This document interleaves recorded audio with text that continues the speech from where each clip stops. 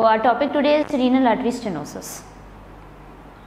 So what is renal artery stenosis? Renal artery stenosis basically belongs to a macrovascular disease.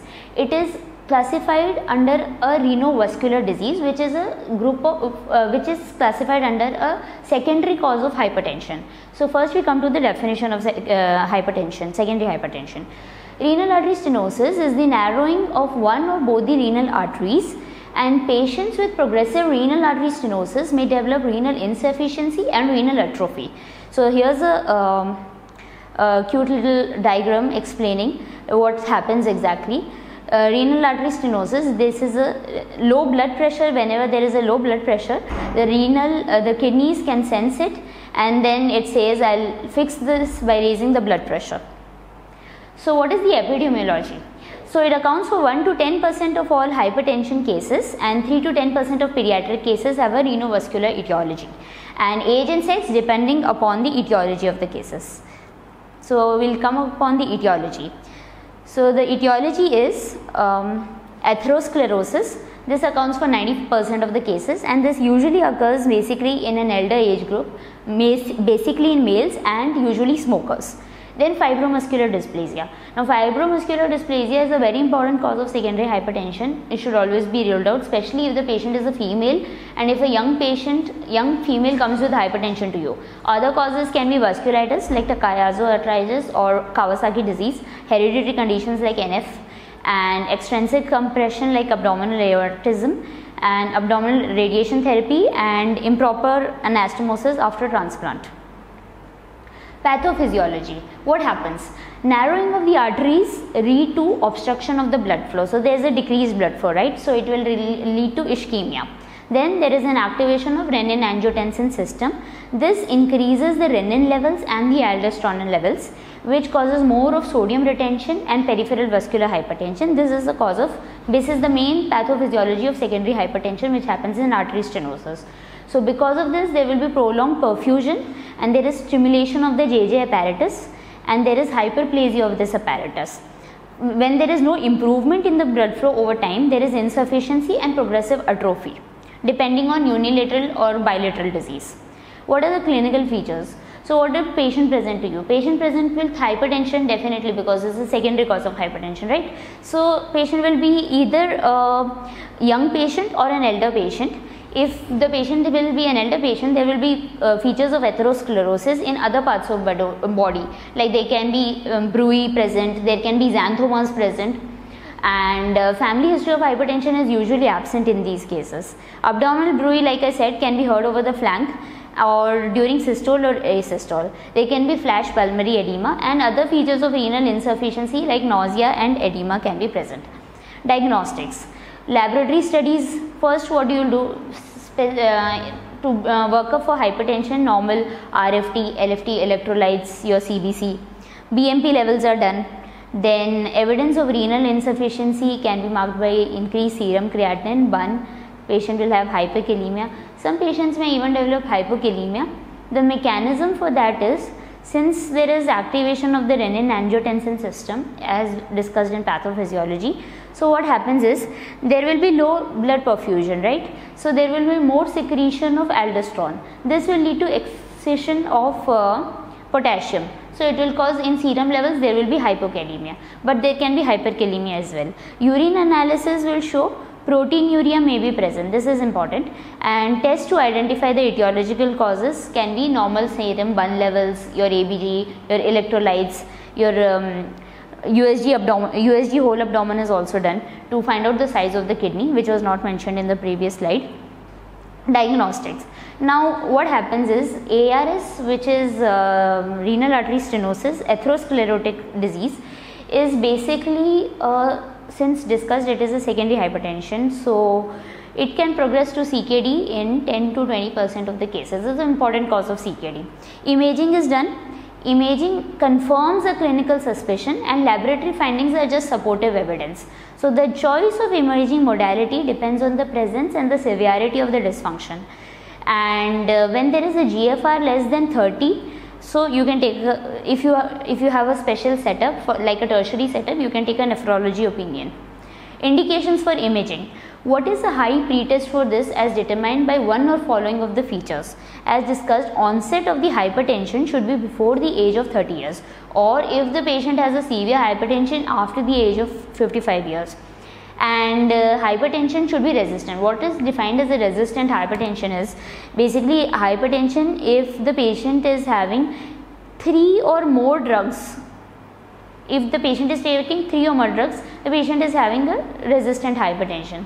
Or if the patient comes to you with new onset or a worsening of renal dysfunction, sudden rise in renal creatinine or initiation of ACE inhibitors or ACE ARBs can function the renal insufficiency in patients if the patient already has a renal unilateral stenosis or a high grade stenosis, and acute worsening of a previously controlled hypertension, and hypertension with an end organ damage, which is defined as an hypertension emergency with neurological heart failure and retinopathic changes, or unexplained renal atrophy or asymmetry more than 1.5 cm between the kidneys, or unexplained acute pulmonary edema. These are one or the following features should be present for if you want to do an imaging to confirm the renal artery stenosis. Then next, imaging modalities. So there are some first line modalities, second line modalities, and so on. So first line modalities, basically you will do a duplex ultrasound, MR without contrast. Now we know, as you must be knowing, CT angiography is usually associated with risk of contrast induced nephropathy. So that's why before doing a contrast of any patient, we ask what is the creatinine level. If there is a high creatinine level, we usually avoid doing a contrast for the nephro patients. So gadolinium, the contrast which is used, is associated with the high risk of nephrogenic systemic fibrosis in patients with renal dysfunction. And if a patient has a normal or a near normal function, you can do a MR angiography with contrast can be done, CT angiography can be done, and duplex ultrasound, which is most common. Ultrasound is the most common thing which is done.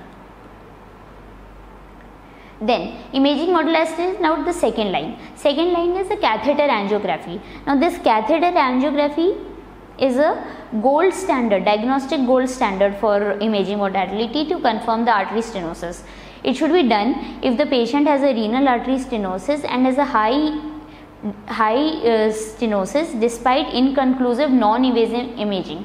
Also used to localize stenosis and visualize the vasculature which is prior to the intervention, but it has certain disadvantage also. Invasive modality associated complications can be there, procedure related complication, and this also has a risk of angiography like contrast induced nephropathy, because why it has this? Carbon dioxide can sometimes be used instead of iodinated contrast in patients with chronic kidney disease, but image quality may be diminished to avoid the contrast induced nephropathy.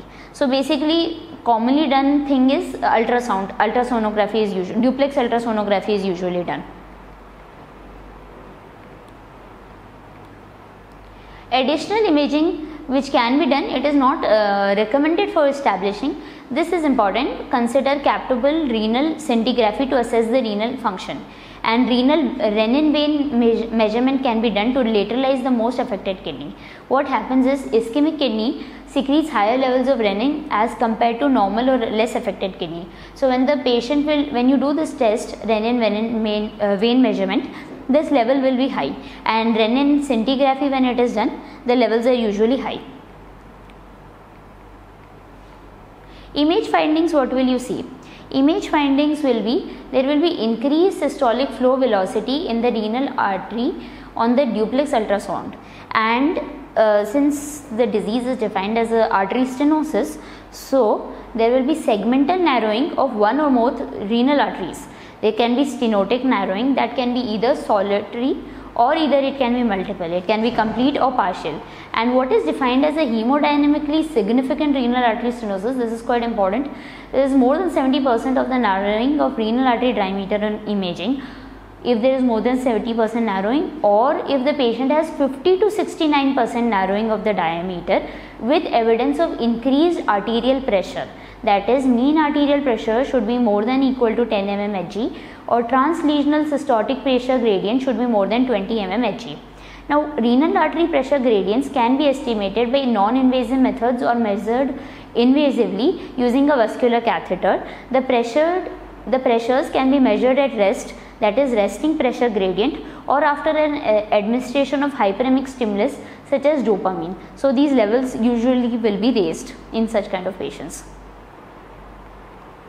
Now, the site of renal artery stenosis differs according to the underlying etiology. Either it can be a proximal 1/3, which is usually typical of atherosclerotic disease, which I had defined earlier, or distal 2/3, which is usually more common in fibromuscular dysplasia, which is usually seen in women. In fibromuscular dysplasia, this is an important characteristic thing, string of bead appearance. I'll show in the next slide. This is diagnostic feature which you see in radiology, and ipsilateral renal atrophy, which decrease in size due to the chronic renal ischemia which is happening over here. Now these are some images to show. First is bilateral renal artery stenosis. Angiography of the abdomen, which is the AP view, is done. Bilateral stenosis, which is shown using the white arrows, is more pronounced on the left hand side, and some renal excretion of the contrast is also seen. Then, as I was discussing, string of beads sign in FMD, which is quite important. These are the string of beads, which can be seen. The caliber of the renal artery alternates between stenosis and aneurysm. You can also see creates a string of bird appearance in medial fibromuscular dysplasia. Then you have left renal artery stenosis, that is usually unilateral. If someone asks which is more common, I think what I have studied till now is left is more common than right. There is no reason to it. I don't think so there is any reason. So left renal artery stenosis this is an image showing left renal artery stenosis, and there is the delayed enhancement on the left kidney, which is atrophied over here. This is the right one and this is the left one. Stenosis of the proximal left renal artery has resulted in atrophy, and the small kidney shows delayed enhancement, right image compared to the right kidney. Now treatment approach. So what is the treatment? Since it's an hypertension, you will treat according to hypertension, right? So approach is medical therapy preferred initially in all the patients. Treatment of hypertension, ACE inhibitors, ARBs are usually done, and indication of the underlying cause. If the patient has atherosclerosis, or if the patient has any fibromuscular dysplasia or any extrinsic comparison. Good response to optimal medical therapy. Poor response, if the patient has poor response, endovascularization can be done or a surgical management can be done. Endovascular approach is most preferred in patients, and surgery is only needed in a small minority of the patients if the patient has certain concomitant conditions require open repair, or if multiple small renal arteries are affected. It lies at several different levels. Then you have hemodynamically significant renal artery stenosis with cardiac disease or complicated hypertension, chronic insufficiency, or a solitary functional kidney. Revascularization is typically required to control hypertension and prevent worsening of the renal function. Treatment of associated hypertensions. General principles. Multiple agents are required as studied, ACE inhibitors, ARBs. Now ACE inhibitors, ARBs, what they do is hypertension is secondary to RAS activation, as I already discussed. So both these ACE inhibitors and ARBs, their mechanism is basically they'll inhibit the RAS, that is the renin-angiotensin system, therefore preferred unless they are contraindicated to their use. So we monitor the renal functions, initiate if ACE inhibitors and ARBs are initiated, discontinue if the renal function worsens, that is if there is an elevation of creat more than 0.5 mg per dl or a decrease in GFR by 30%. Avoid hypotension. Hypertension can cause perfusion, and antihypertension therapy should be given indefinitely. ACE inhibitors, ARBs. Other options are calcium channel blockers and beta blockers like metoprolol, amlodipine 2.5, losartan, lisinopril. All this can be given. Then you have treatment of atherosclerosis. Treatment of atherosclerosis is simple. Management of lifestyle, high statin therapy like atorvastatin, glycemic control, consider antiplatelet therapy. Revascularization procedures, it is usually done, should be preserved for all patients with poor response to medical therapy like complicated hypertension or those with severe disease affecting a solitary kidney disease or multiple. Right, as we already discussed. Indications are hemodynamically significant renal artery stenosis complicated or severe hypertension like resistant intolerance to antihypertensives, end organ damage, unexplained unilateral small kidney, acute worsening or bilateral stenosis or stenosis of a single functioning kidney with progressive insufficiency or asymptomatic patients with hemodynamically significant stenosis. Options are endovascularization and surgical approach. Surgical is aortorenal bypass should be done. This is usually preferred with FMD patients with macroaneurysms with smaller branches are affected, atherosclerosis with multiple arteries involvement or concomitant. Disadvantages are potential morbidity and mortality risk is high. Further management is dose reduction of antihypertensives, serial post-procedural duplex ultrasound. Why? Because to monitor the function, and obviously creatinine levels and BUN levels is usually done. Summary: renal artery stenosis is the narrowing of the arteries. Most common causes atherosclerosis. Decreased blood flow results in activation of angiotensin system, which results in hypertension. Physical examination is very important. You usually see abdominal bruit, and usually patients develop insufficiency and atrophy. They lead to ESRD.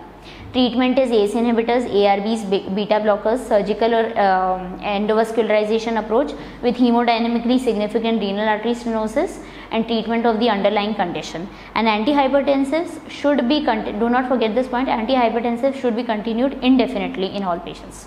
Thank you.